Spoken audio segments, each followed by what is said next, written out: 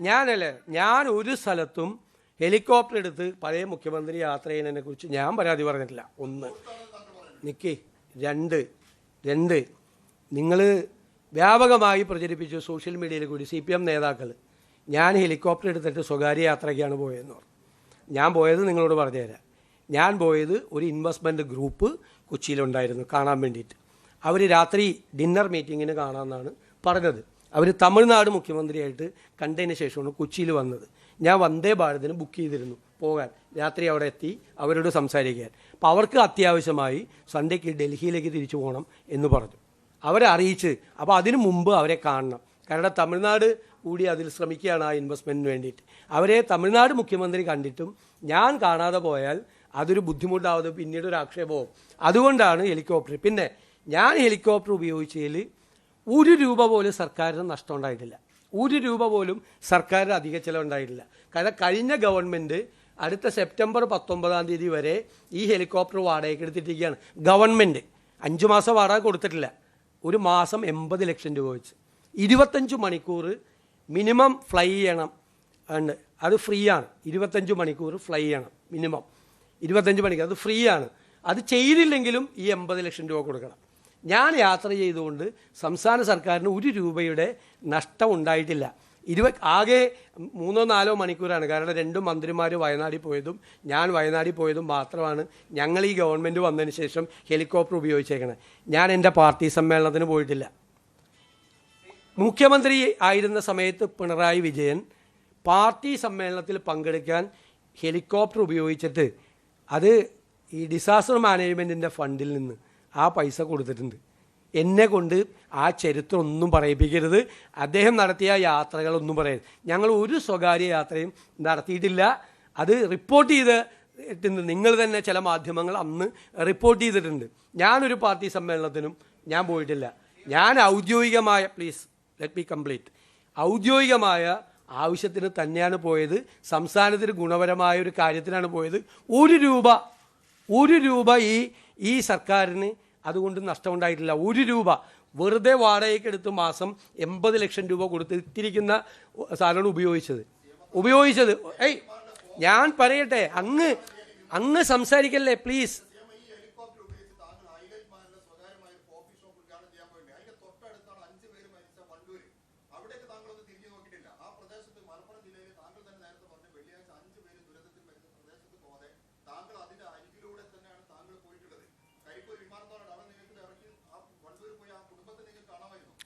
അങ്ങ് ഇവിടെ വന്നിരുന്ന് പ്രസംഗിക്ക്. വേറെ ഏതെങ്കിലും ചോദ്യം ഉണ്ടെങ്കിൽ പറ.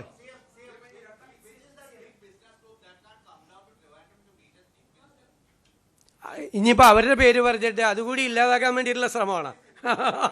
അവരുടെ പേര് കൂടി വലിച്ചേക്കുക. അതെ,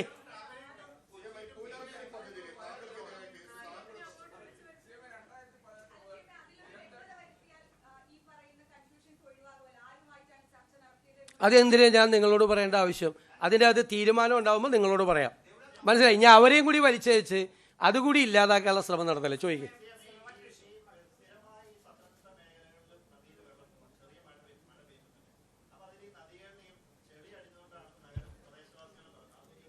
വളരെ ഗൗരവമായിട്ടുള്ള പ്രശ്നങ്ങളുണ്ട്. അതായത് എല്ലാ നദികളിലും മണ്ണടിഞ്ഞിരിക്കുകയാണ്. അതായത് ഈ 2018-ലെയും 2019-ലെയും വെള്ളപ്പൊക്കത്തിന് ശേഷം. അതുപോലെ ഡാമുകളിലും മണ്ണ് നിറഞ്ഞിരിക്കുകയാണ്. ഡാമുകളുടെ കപ്പാസിറ്റി ഗൗരവമായിട്ട് കുറഞ്ഞു.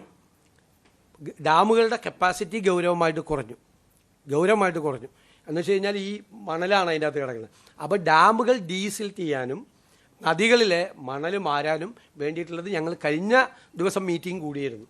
അതായത് ചെറിയ മഴ പെയ്താൽ പോലും ഈ മണൽ വന്ന് അടിഞ്ഞിരിക്കുന്നതുകൊണ്ട് പൊങ്ങുവാണ്. ഒരു ആക്ഷനും കഴിഞ്ഞ 8 കൊല്ലമായിട്ട് എടുത്തിട്ടില്ല. ഒരു ആക്ഷനും 8 കൊല്ലമായിട്ട്. ഏത് അല്ലെ എങ്ങനെ ഈ മണ്ണടിച്ച് മാറ്റാനാ? ചെയ്തില്ലെന്നേ. നമ്മളാരും പറഞ്ഞില്ലല്ലോ.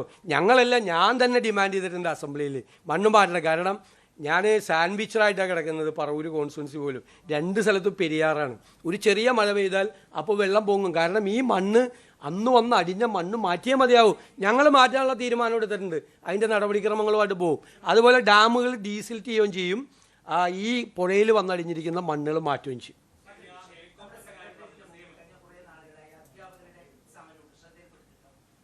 അവരുമായിട്ട് മന്ത്രി 3 പ്രാവശ്യം ചർച്ച നടത്തി, ഞാൻ ചർച്ച നടത്തി. അവരുടെ പ്രശ്നം എന്ന് വെച്ച് കഴിഞ്ഞാൽ ഞങ്ങൾ മന്ത്രിസഭാ യോഗം എടുത്ത തീരുമാനം എല്ലാ വേക്കൻസികളും കമ്പൾസറി ആയിട്ട് റിപ്പോർട്ട് ചെയ്യണം. വേക്കൻസികൾ റിപ്പോർട്ട് ചെയ്യാത്ത ഹെഡ് ഓഫ് ദ ഡിപ്പാർട്ട്മെൻറ്റ്സിനെതിരെ നടപടിയെടുക്കുന്ന. കേരളത്തിൽ ഏത് ഡിപ്പാർട്ട്മെൻറ്റിൽ വേക്കൻസി ഉണ്ടെങ്കിലും ആ വേക്കൻസി ഫില്ല് ചെയ്യും. അവരുടെ പ്രശ്നം എന്ന് വെച്ച് കഴിഞ്ഞാൽ ഡിവിഷൻ ഫോളാണ്. ഡിവിഷനുകൾ കുറയുകയാണ്, കുട്ടികളുടെ എണ്ണം കുറയുന്നതുകൊണ്ട് ഡിവിഷൻ ഫോളാണ്. ഡിവിഷൻ ഫോള് വരുമ്പോൾ നിലവിലുള്ള അധ്യാപകരെ നമുക്ക് പ്രൊട്ടക്റ്റ് ചെയ്യേണ്ടി വരും, വേണ്ടേ? അവരുടെ ജോലി കളഞ്ഞാൽ അവരോട് വീട്ടിൽ പോകാൻ പറയാൻ പറ്റുമോ?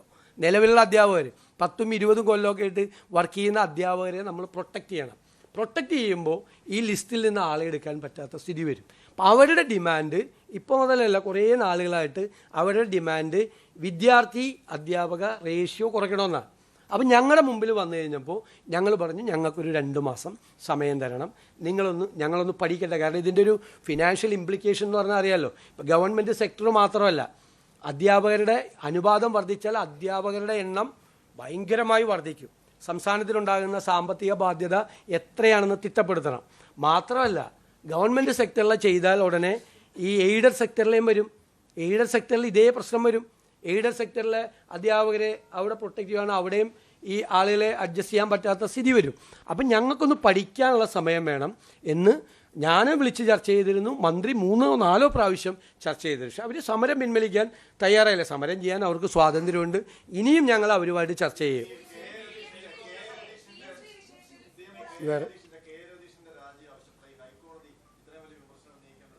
അല്ല, അതിനു മുമ്പ് തന്നെ ഈ പ്രധാനപ്പെട്ട സ്ഥാനങ്ങളിൽ ഇരിക്കുന്നവരോടെല്ലാം രാജിവെക്കാൻ ഞങ്ങൾ ആവശ്യപ്പെട്ടിരുന്നു.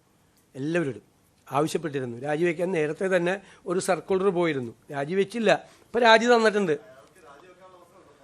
അല്ല, നമ്മൾ നമ്മളൊരു മര്യാദയാണ് എല്ലാവരോടും കാണിച്ചത്. എല്ലാവരും ആളുകളെ പുറത്താക്കുക എന്ന് പറയുമ്പോൾ ഉള്ളൊരിത് വന്നു.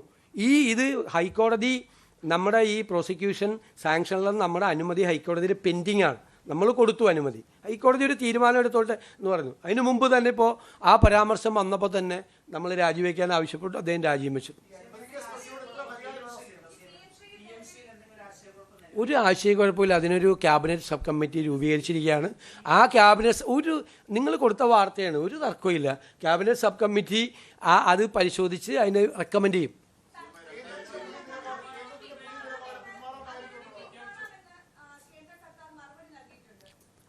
പിന്മാറാൻ പറ്റില്ല, MOU ആണ്. അത് തെറ്റായി വ്യാഖ്യാനിച്ചതാണ് ആ വാർത്ത അവിടെ കൊടുത്തത്. പിന്മാറാൻ പറ്റില്ല എന്ന് ഞാൻ നിങ്ങളുടെ മുമ്പിൽ MOUയിലെ പ്രൊവിഷൻ വായിച്ചതല്ലേ. പിന്മാറാൻ പറ്റുമായിരുന്നുവെങ്കിൽ ഇപ്പോൾ അതാണ് ആക്ഷേപം അല്ലേ CPMൻ്റെ. ഇവർക്കങ്ങ് പിന്മാറിയാൽ പോരായിരുന്നു. കൂടുതൽ വാർത്തകൾക്ക് News 18 Keralam YouTube channel subscribe ചെയ്യുക.